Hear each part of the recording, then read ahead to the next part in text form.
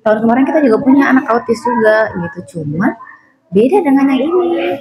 Jadi gini mas, aku tuh bikin pembelajaran itu pakai games edukasi. Nah itu anakku itu ada yang gampang ke distract gitu mas. Jadi ada yang masih di fase A, kita punya anak yang belum bisa baca gitu, karena kalau misalnya kita di sekolah nih, di sekolah udah ngajarin, tapi kalau di rumah nggak diulang, ya kita punya 30 anak inklusi, kita punya 5 GPK. Dia itu anak autis dan sekarang itu mulai sering tantrum.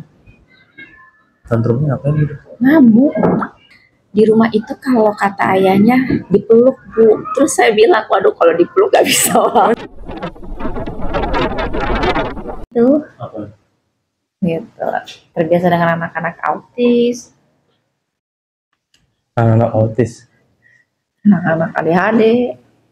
Tapi aku akhirnya belajar sih, ternyata anak ADHD tuh modelnya begini ya gitu. Oh ternyata anak autis tuh banyak gitu ya karakternya gitu. iya, autis, karena ada autis ini, autis ini, autis ini, autis ini, autis ini, autis ini. Bener. Mana kalau aku kan nggak paham istilahnya ya, cuman pas di lapangan tahun kemarin kita juga punya anak autis juga gitu, cuma beda dengan yang ini. Emang Budian kemarin juara? Juara apa sih? Juara satu. Apaan sih? Apaan? Apanya? Juara satunya juara satu apa gitu? Juara satu GPK inspiratif. GPK apa? Guru pendamping khusus. Sama sekolah model. Sekolah model inklusi. Kalau si GPK sama sekolah model itu emang satu paket? Satu paket. Jadi GPK berkarya, sekolah model apa ya kemarin tuh bahasanya? Tapi temanya. Semua sekolah ada emang guru GPK itu? 11 sekolah ada. Emang kemarin lomba berapa sekolah? 11. Oh yang ini yang pas SPMB kemarin itu ya? Iya, itu yang ikut SPMB itu semuanya ikut kemarin tuh 11 sekolah. Terus Budin juara satu? Iya. Sama sekolahannya juara satu? Iya. Yang Budin presentasiin apaan? Kemarin itu jadi gini mas, aku tuh bikin pembelajaran itu pakai games edukasi. Apa tuh? Pakai games edukasi. Games jadi permainan. Ya permainan. Jadi bukan sama LKPD. Nih, taruh aplikasi. LKPD apa? LKPD itu lembar kerja peserta didik. Aplikasi. Nah aku bikin web buat sekolahan. Nah di dalam web itu aku masukin lewatnya. Kok nggak mau keluar sih? Refresh. Ya, sinyal aku kayaknya fotonya nggak berapa ya. Ini parah banget. wifi sini. Gak punya itunya, tinggal 3,3. Ini hari ini hari terakhir nih, besok udah harus isi lagi. Oh kemarin ngisi. Ini nggak mau aku buka. Ntar aku buka profil. Nggak pusat belajar. Mau video pelajaran. Nih, latihan fokus belajar. Jadi anak itu bisa apa? Ini dari mana Budian? Aku bikin. Serius, aku bikin pakai Canva nih. Fokus warna. Jadi nanti bacakan klik kotak warnanya berbeda. Kalau sudah mencet-mencet itu? Ya, ini kan bisa ngelatih fokus. Tuh. Nanti pas di hasil akhirnya ada tuh penilaiannya. Fokusnya udah bagus apa belum. Ini biasanya buat anak apa ini? Ini anak yang memang butuh fokus. Jadi aku kan setelah kita ngelakuin PPI ya, bikin program pembelajaran individu gitu. Nah itu anakku itu ada yang gampang ke distract gitu mas. Iya. Jadi misalkan dia nih lagi di sini sama aku nih, ya kan? Di situ ada yang ngobrol tuh berdua. Itu bisa jadi dia nggak fokus nih sama apa yang dia kerjain. Kedistrik di sana. Iya, kedistrik sama nggak fokus jadinya. Jadi nggak fokus. Gitu. Akhirnya aku bilang, oh ya berarti ini anak butuh sesuatu hal untuk melatih fokusnya dia nih. gitu. Itu biasanya dia itu kalau di inklusi kategori apa anaknya? Kalau kurang fokus gitu. Nggak, anak-anak kesulitan belajar bisa, anak ADHD ya iya juga gitu. Jadi nggak bisa, maksudnya apa ya? Tadi ada buat fokus, terus ada buat tadi buat puzzle ya. Puzzle perkalian. Terus Jadi aku bikin sesuai sama PPI yang aku buat. Nih anak butuhnya apa nih gitu. PPI itu apa? PPI itu program pembelajaran individu. Gitu. Jadi tiap anak inklusi itu punya PPI masing-masing. Berdasarkan profil. Kajian. Profil siswa enggak. Ini apa namanya? Psikolog atau apa kan? Enggak. Jadi gini, kan pertama kita biasalah info dari teman-teman gitu kan, ya kayaknya anaknya beda gitu kan. Nah terus kita coba tuh assessment mereka kan, pakai yang dari dinas tuh siap PDIN. Oh yang dari Bu Irma ya?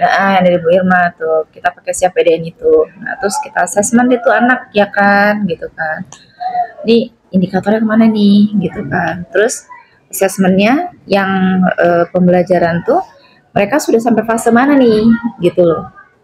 Jadi ternyata anak-anak slow learner itu bisa jadi ada yang masih di fase A. Kita punya anak yang belum bisa baca.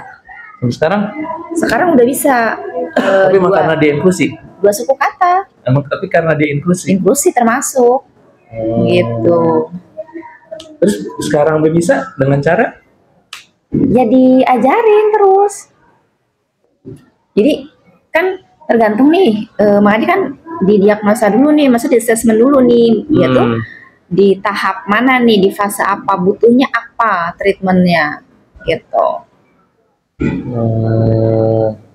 Itu yang Budian bikin itu kayak gitu ya? Ya, akhirnya aku bikin ini, gitu loh.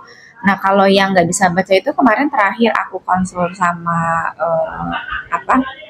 yang biasa treatment ke sini ya kan?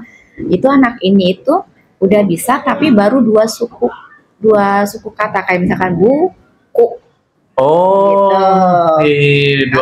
Dua potongan gitu ya? Jadi akhirnya aku bikin yang dua potongan gitu. Jadi kan bertahap ya kalau belajar baca kan gitu. Nanti kalau itu udah bisa gitu kan, udah lancar, baru nambah lagi yang lain kayak gitu prosesnya. Perkalian juga sama, jadi bertahap gitu kan. Oh nih anak perkalian ke 6 sampai ke 10 nggak bisa nih gitu kan. Nah aku bikin puzzle perkalian 6 sampai 10 gitu loh. Kenapa Budian bikinnya bentuknya website? Satu, biar mereka bisa latihan dimanapun. Jadi walaupun nggak di sekolahan, orang tua bisa menggunakannya juga di rumah. Emang semua bisa akses itu? Apanya? Semua bisa akses itu? Bisa. Aku juga bisa gitu? Bisa. Siapa aja di mana aja? Bisa, asal punya link aja. Punya linknya? Iya, punya linknya. Gitu. Itu, tapi pas kemarin di 11 peserta itu, ada juga yang bikin dari website gitu? Nggak ada. Budian bikin sendiri? Aku bikin. Kenapa seniat itu? Bukan seniat ya, cuman kan memikirkan gimana caranya supaya treatment ke anak itu efektif gitu. Karena kalau misalnya kita di sekolah nih, di sekolah udah ngajarin, tapi kalau di rumah nggak diulang, dari nol lagi. Nah, gitu. Di sekolah udah 10 sampai rumah dicuekin lagi. Nah, gitu. Jadi berharapnya, niatnya gitu kan, orang tua tuh tahu, misalkan gini. Ini di sekolah tadi udah diajarin ini, nanti di rumah diulang lagi ya Bu, gitu. Atau anaknya sendirilah kalau kelas 9, kan kebetulan aku megang kelas 9 kan. Gitu, setidaknya anaknya tuh bisa aku kasih tahu nanti di rumah diulang terus ya, gitu. Dicoba lagi ya. Itu Budian terapin tuh semua? Aku kasih ke anak. Berarti komunikasi sama orang tuanya mesti intens dong. Kita punya grup orang tua. Benar, emang ada berapa Apanya? Orang tua yang anak yang inklusi? Kita punya 30. Berarti ada 30 orang tua nih. Kita punya mudahnya gitu. 30, ya kita punya 30 anak inklusi, kita punya 5 GPK. Siapa? Saya, Bu Tuti, terus Pak Arif, Bu Riri, sama Bu Aida. Jadi dari 30 anak ini kita bagi ke 5 GPK. Jadi masing-masing punya 6. Punya 6 anak pegangan. Iya. Yang paling wow? Yang paling wow saat ini tuh kelas 73. Dia kenapa? Dia itu anak autis dan sekarang itu mulai sering tantrum. Tantrumnya ngapain gitu? Ngamuk. Gitu. Orang tuanya tapi paham itu? Paham. Jadi karena kan kita juga sama-sama belajar ya, gitu kan. Kita sama-sama belajar, kita nggak bisa kalau nggak ada komunikasi sama orang tuanya. Iya, itu dia. Jadi misalkan nih anaknya ngamuk nih, gitu kan.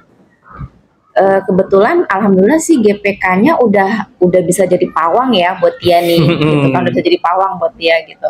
Jadi misalkan ngamuk nih, udah ditenangin, kita langsung ngomong ke orang tuanya, Mam, anaknya hari ini ngamuk, mecahin botol temannya, bisa datang ke sekolah tidak?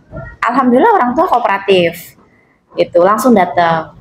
Terus kita ngobrol gitu kan, saya juga nanya kan, penasaran juga sebenarnya dengan dunianya mereka gitu. Mama maaf gitu kan, kalau Noel tantrum biasanya di rumah diapain gitu kan, biar treatment di rumah dengan di sekolah sama ya. Karena kan kita belum paham nih gimana nge-treat anak gitu kan. Kita kan juga nanya ke psikolognya juga kan yang suka datang ke sini nih, gimana nih terkait sama anak ini gitu. Jadi memang komunikasi itu nggak cuma sama orang tua, tapi sama yang nanganin di sekolah juga, yang ngasih terapi juga gitu. Emang ada? Ada dari dinas. Oh. Gitu. Terus yang si dia memang di rumah diapain?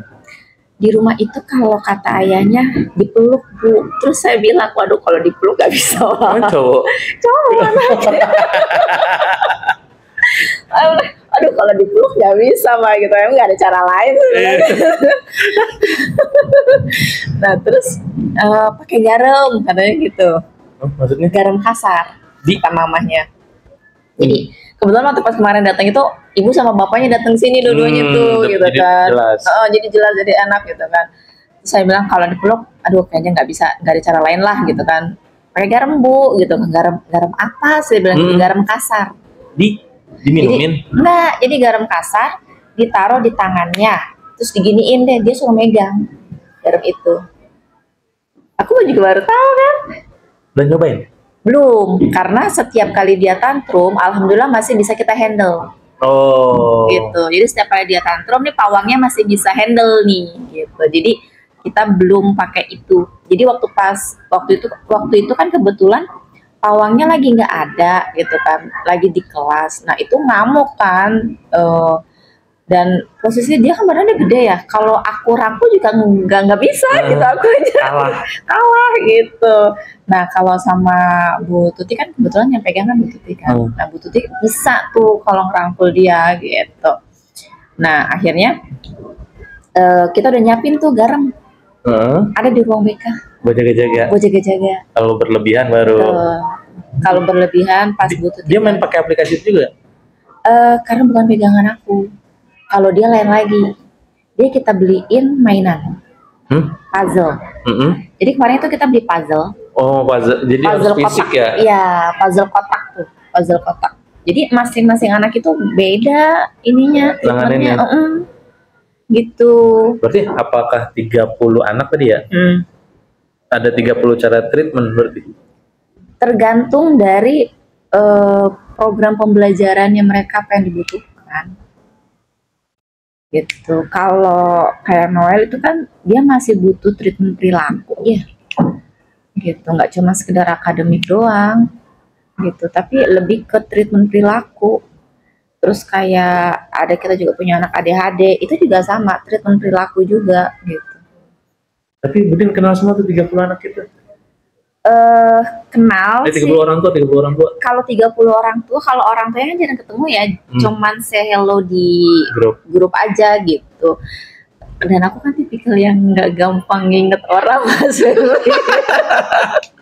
Kalau anaknya aku tahu, cuman kalau orang tuanya mungkin masih ketukar kali ya. Ini orang, cuman ada beberapa orang tua yang ini orang tuanya ini aku tahu gitu, karena sering komunikasi kayak orang tuanya Noel tuh tahu, oh ini orang tuanya Noel gitu. Selain Noel ada lagi gak yang Ada anak ADHD sering banget suka nyubitin temennya. Jahil, iseng. Kan anak ADHD kan nggak bisa diem. Iya. Jadi nyubitin temennya, kadang mukul temennya gitu kan. Nanti kayak gitu gimana? Gitu. Ya, treatment perilaku ke anak-anak itu. Bukannya sekedar bicara si anaknya ya.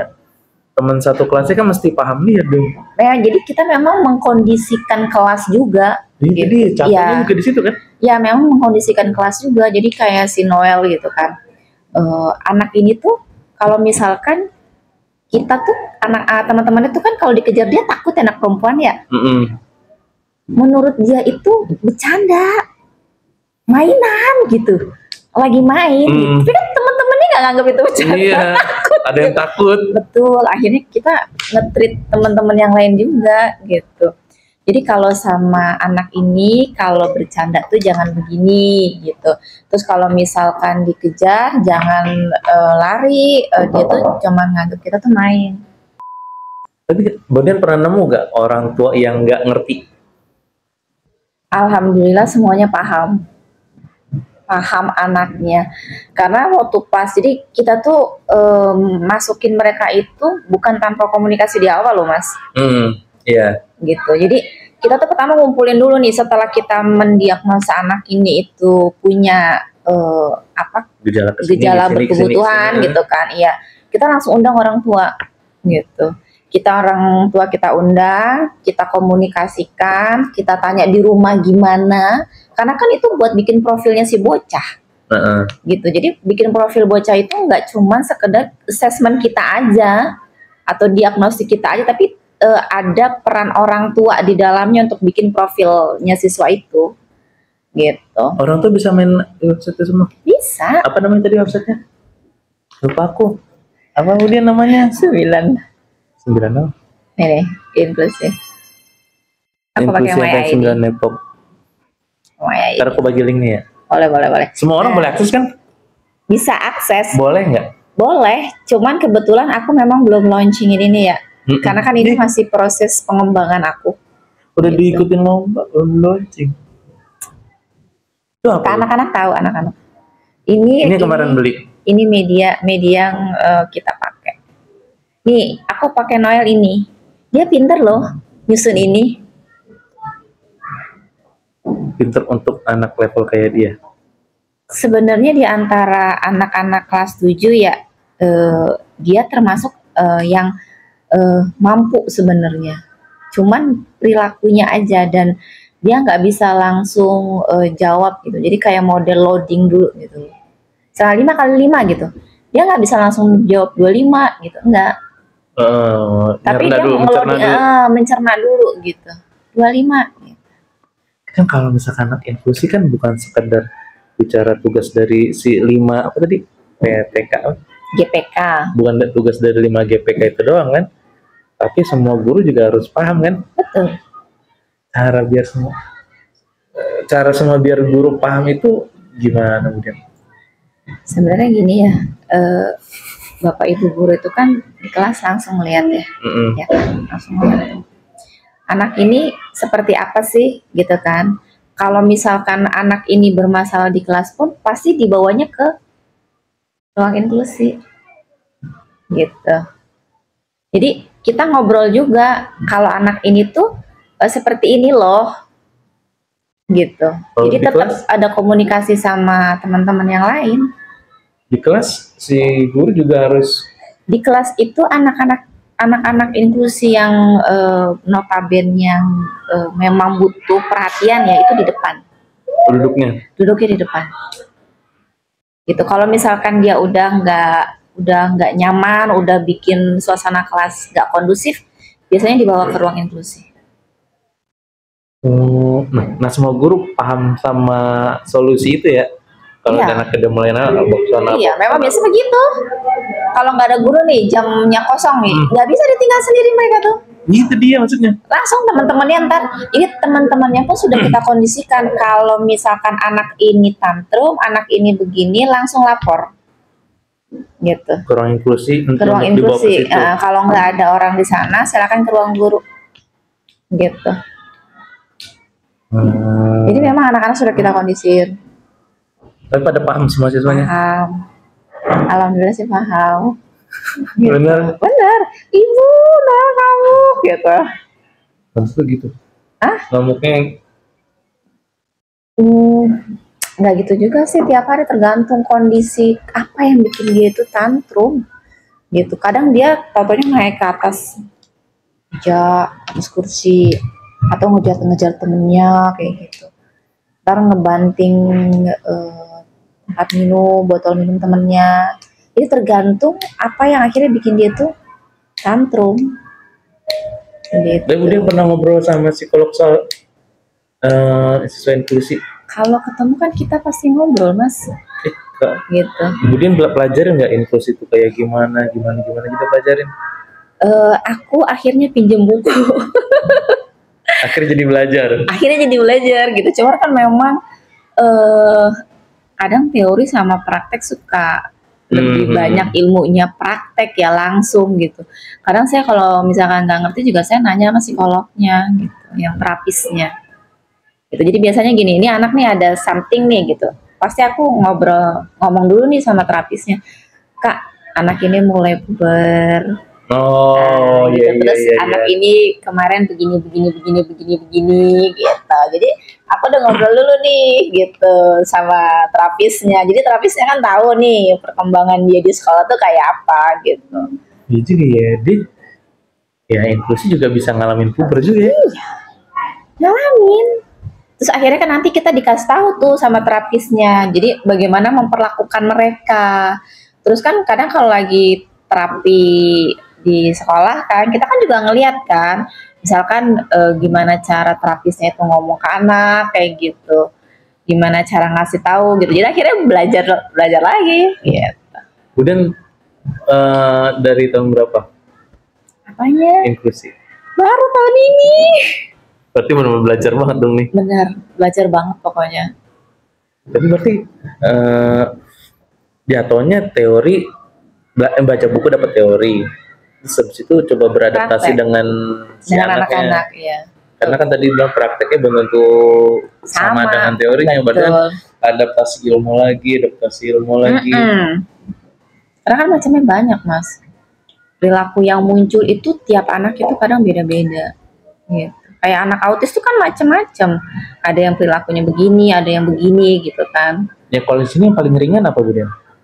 Kita slow, banyak kan slow learner. Itu slow learner berarti dia itu pembelajar yang lambat. Bukan berarti dia bodoh ya, tapi dia bisa mengikuti. Cuman lama gitu loh. Kalau yang lain mungkin sekali, 2 kali udah nyambung gitu kan, paham. Dia itu bisa berkali-kali. Ngasih tau dia gitu. Nah, si gurunya mesti sabar-sabar dong. Ya harusnya sih begitu. Aduh, Udin pakai ngomong seharusnya lagi. Aku kutip lagi. Ada. Tapi tantangan tuh sebut tantangan. Ada gak orang tua yang tahu tapi cuek? Tahu tapi cuek. Iya, tahu nih kondisi anak kayak gini tapi bodo amat. Ya, ada lah. Ada ya? Ada. Berarti ngasih pemahaman ke orang tuanya dengan repot juga. Maksudnya gimana? Misalnya nih anaknya tahu nih anaknya HDHD, harus ditanganin kayak gini. Kalau orang tua itu alhamdulillah enggak ya. Kalau orang tua enggak sih. Jadi setiap kali mereka tahu nih kondisi anaknya kayak gitu. Setiap kali kita panggil gitu kan ke sekolah untuk komunikasi terkait anak-anaknya mereka gitu, alhamdulillah kooperatif gitu. Atau hanya sekedar by chat lah kalau memang mereka nggak bisa datang ke sekolah karena kan ada beberapa ya by chat tuh mereka kooperatif bales gitu. Terus mereka benar-benar tahu tuh cara nanganin anaknya sendiri. Kalau udah level SMP kali ya. Ya, kalau kayak Mama Noel gitu kan, dia akhirnya cerita kalau memang akhirnya dia mau tidak mau belajar. si orang tuanya. Ya, bagaimana memperlakukan anaknya itu, tumbuh kembang anaknya itu, akhirnya dia belajar gitu. Punya pengalaman sama orang tua yang kayak gimana gitu? Alhamdulillah sampai saat ini belum ada sih. Maksudnya mereka masih kooperatif aja gitu, masih yang welcome ya. Maksudnya kita panggil masih kooperatif, kita ajak kerja sama masih oke, gak ada masalah. Jadi tadi di website kan ada ini apa tadi yang fokus warna, terus ada yang kali-kalian, terus ada apa? Itu kemudian dari mana dapatnya? Aku bikin sendiri di Canva. Ilmunya maksudnya ilmu, oh ini harus ini nih, kalau anak kayak gini nih, ini dia harus main yang ini, anak ini harus main yang ini nih, anak ini. Jadi kan kita bikin program pembelajaran ya, kan dari profilnya mereka kan bisa kayak anakku yang kenapa fokus belajar itu kan. Waktu pas lagi assessment nih, ya kan lagi assessment, aku lagi ngelakuin assessment nih sama dia nih. Aku suruh dia ngerjain perkalian, terus ngerjain soal bahasa gitu kan, ada teks, dia jawab gitu kan. Kan aku merhatiin dia sambil aku observasi anak ini gitu.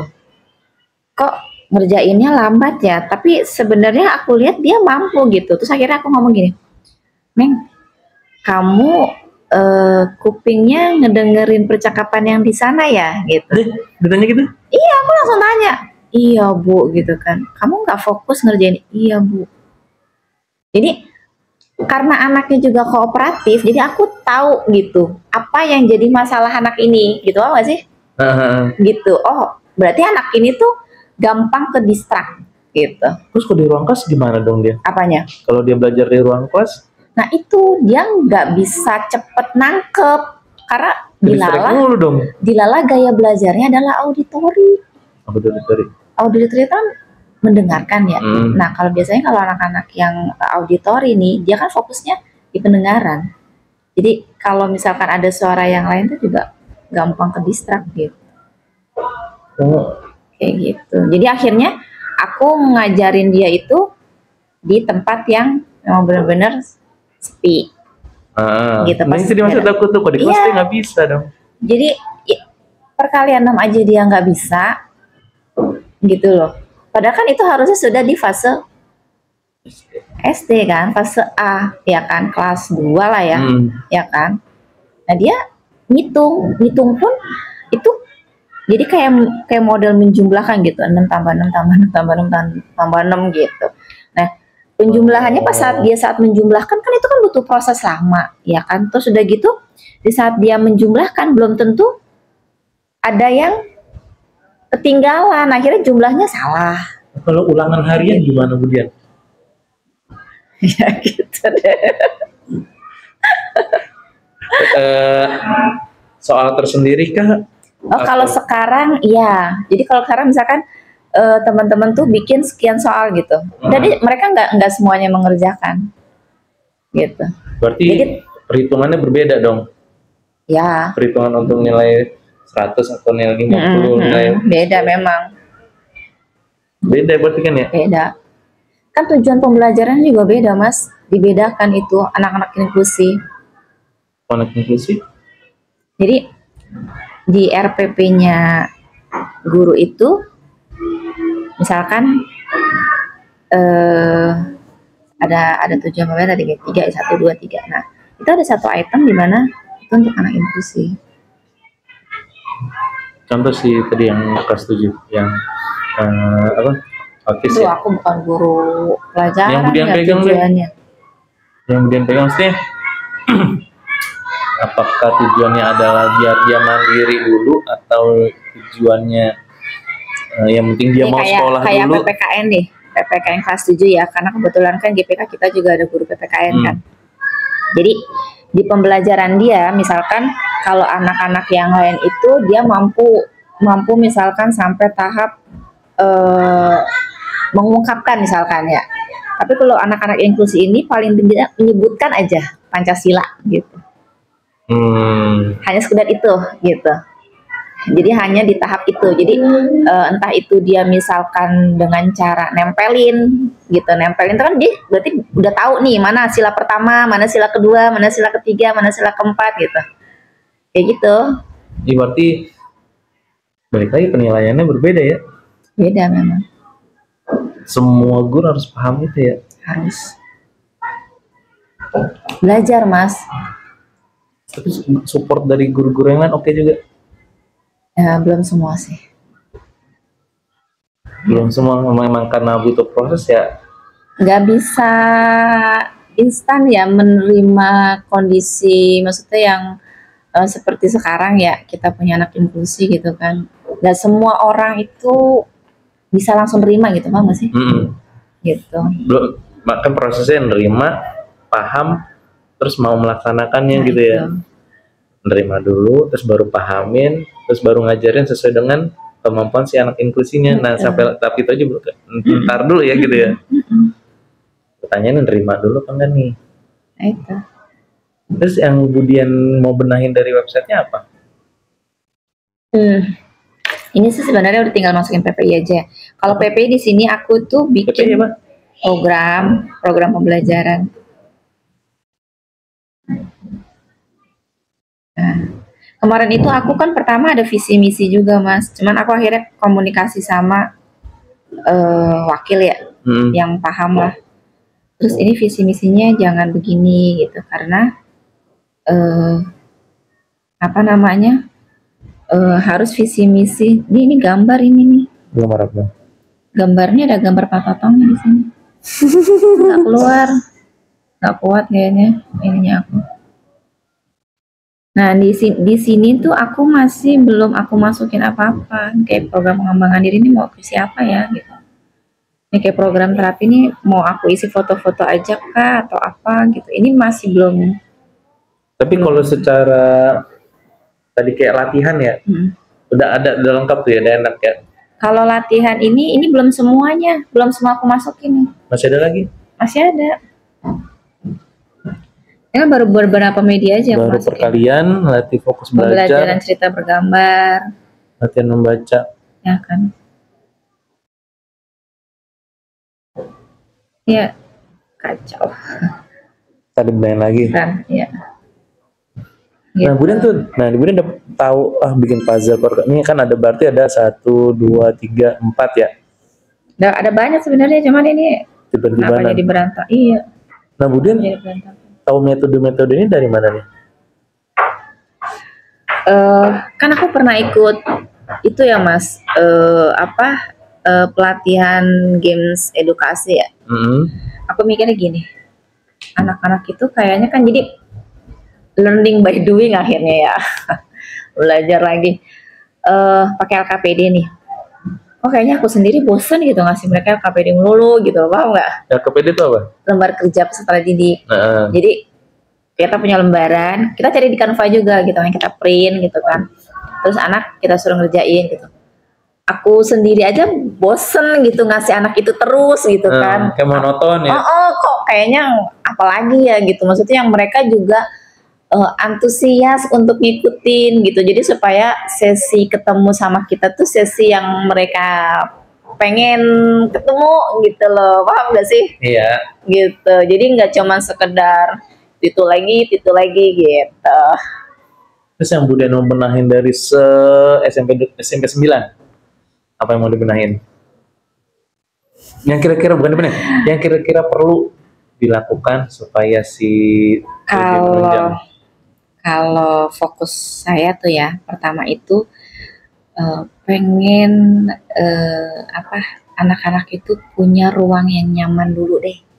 Karena kita ruangan belum ada nih. Nah ini lagi on proses. Jadi ruang BK lama itu dipindahin kan sekarang ruang BK-nya. Nah jadi kita pakai ruang BK yang lama tuh. Nah ruangan itu aku berharap bisa jadi tempat nyaman buat mereka belajar, buat mereka setidaknya menenangkan diri mereka di saat mereka tantrum gitu. Aku pengen ngelola itu dulu deh. Maksudnya apa ya? Fokus di situ dulu. Fokus itu dulu deh, tempat dulu gitu. Fasilitasnya dulu ya berarti ya. Itu. Jadi kalau misalkan mereka kan belajar itu akan jauh lebih cepat nangkep anak kalau suasananya nyaman. Mereka nyaman, enak gitu kan, happy, paham gak sih? ya kan? Iya benar. Heeh. Jadi dia mau berkegiatan di situ. Betul, itu dulu yang mau aku benahin ya, gitu. Ada yang lain? Satu Mas. Di situ aja agak berat ya. Gitu, karena butuh support banyak ya kan, kaitan sama media ya, butuh support dari Sekolahan? bendahara. Sekolah support? Alhamdulillah sih, itu kan buktinya ruangan disiapin, ya kan, gimana caranya ada ruangan inklusi gitu kan. Terus kita udah komunikasi juga sama bendahara, minta media buat anak-anak tuh kayak tadi gitu Media kan. pembelajaran. Gitu, ya udah beli aja gitu. Tapi intinya sama orang tua ya satu arah ya. Betul, sama orang tua. Dibalik lagi kalau cuma sekolah udah gila-gilaan support sampai rumah dari ulang lagi besok. Karena kadang kita gini, Mam, minta beliin ini ya, buku garis. Kan jadi ada anak-anak tuh yang tulisannya itu naik-naik ke puncak gunung. Gitu. Iya kan? Jadi kita minta, Mam, beliin itu ya, buku bergaris. Jadi nanti kalau di sini biar dilatih nulisnya gitu, motoriknya gitu. Tapi semua balik lagi karena baru mulai, maka progresnya pelan-pelan ya. Iyalah, nggak bisa langsung Ngedot. Berarti progres di lingkungan temen-temennya siswa, lingkungan si gurunya, terus si orang tuanya, ya. Tapi ada juga tuh orang tua, anaknya di rumah mainnya kayak gimana? ya, betul. Cuman sih alhamdulillah aja sih ya. Maksudnya sekali lagi proses belajar ya kan. Yang belajar itu sebenarnya bukan cuma kita doang, orang tua juga belajar. Dan orang tua pada support belajar dengan cara dia mau belajar. Kalau ngobrol nih ya, ngobrol sama orang tua sih, sepemahaman aku ya mereka belajar nanganin anak mereka juga. Nggak bisa dibentak-bentak juga ya, nggak bisa dimarah-marahin sebetulnya ya. Bukan nggak bisa dimarahin, tegas. Kalau menurut aku. Jadi aku juga akhirnya belajar ya sama beberapa anak tuh. Jadi kayak ada anakku lah gitu. Itu dia kalau tantrum saya lihat itu seolah-olah seperti mencari perhatian. Oh. Gitu loh. Perhatian teman-temannya biar teman-temannya tuh apa ya? Bahasanya tuh kayak apa yang iya gitu, yang udah gimana gitulah gitu pokoknya. Nah, terus akhirnya aku harus tegas sama dia gitu. Nggak gini, gimana gitu. Jadi bicara aku tegas ke anak ini, aku nggak marah tapi aku tegasin ke dia.